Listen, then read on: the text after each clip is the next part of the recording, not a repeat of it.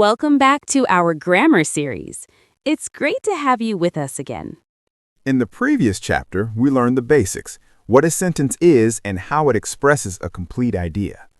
If you're new here or if you missed that first chapter on sentences, you can click the link in the I button or check the description below. Now that we know what a sentence is, it's time to look at how a sentence is built.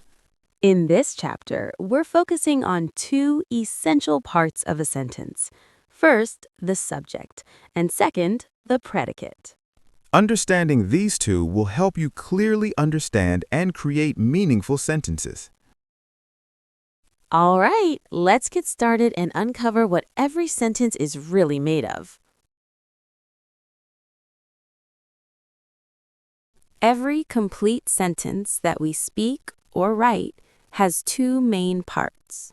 First, we name some person, place, or thing. Second, we say something about that person, place, or thing. In simple words, every sentence needs a subject to talk about, and we must predicate or say something about that subject. Hence, every sentence has two parts, subject and predicate.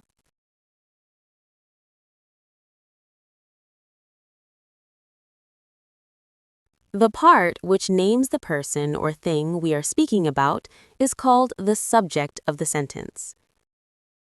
The subject is usually a noun, pronoun, or noun phrase that identifies the person or thing the sentence is about. It answers the question, who or what. Let's begin with a simple sentence. The cat is sleeping. In this sentence, the subject is cat, and it is noun. Now let's look at another example. She is reading. In this sentence, the subject is she, and she is pronoun. The little boy is running.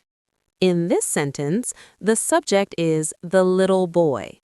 This is a noun phrase because it includes a noun, boy, along with words that describe it.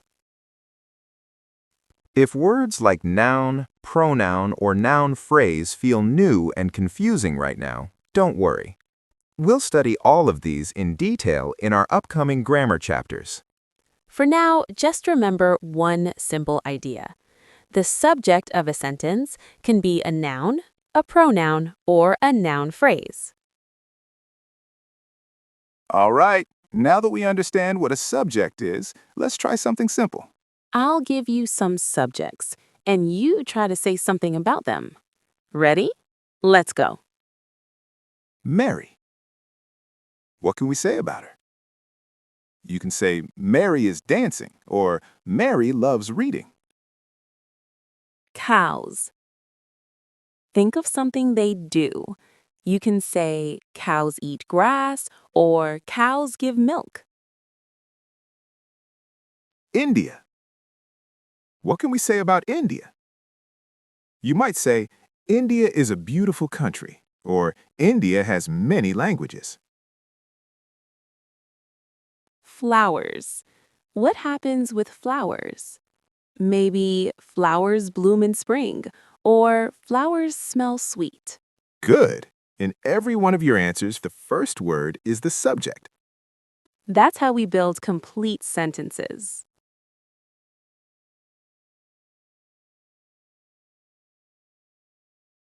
Now, every subject needs something to do or be.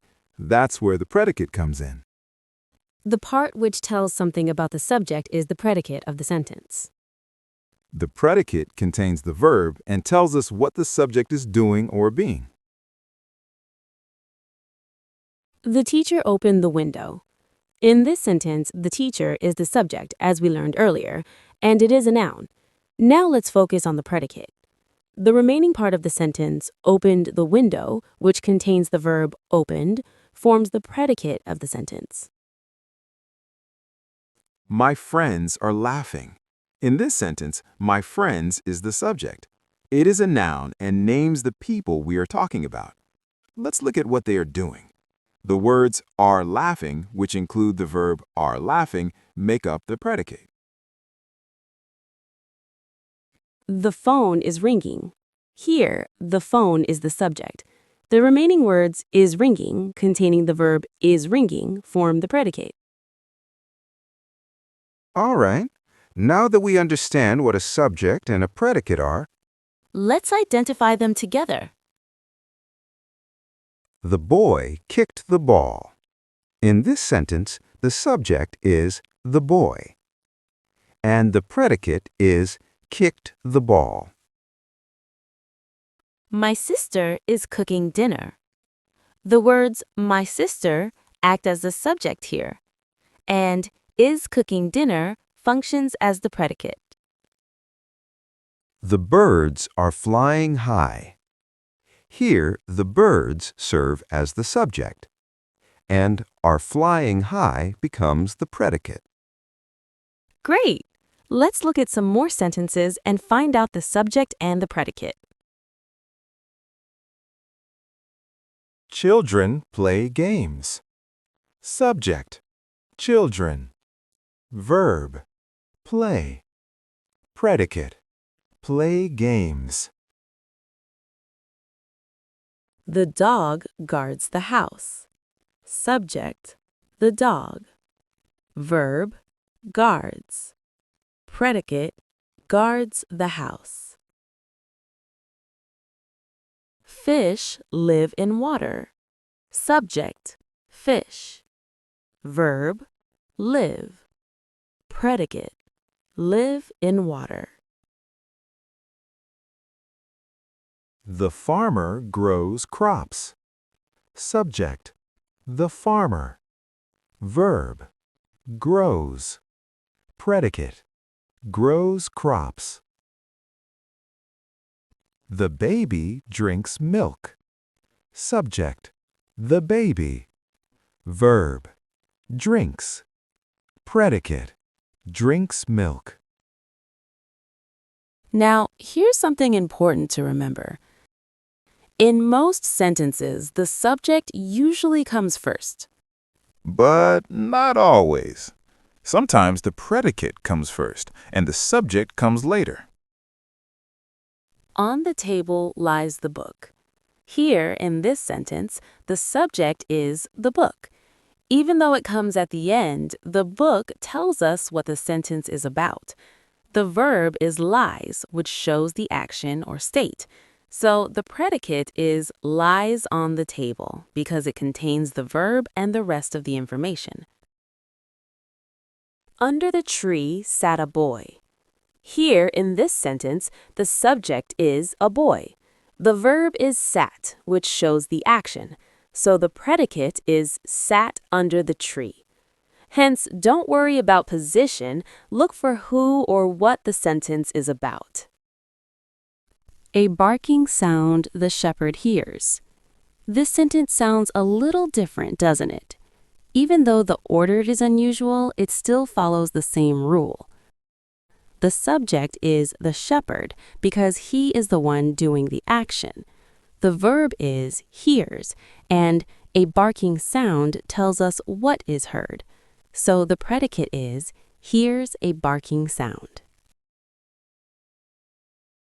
Now let's look at another interesting case.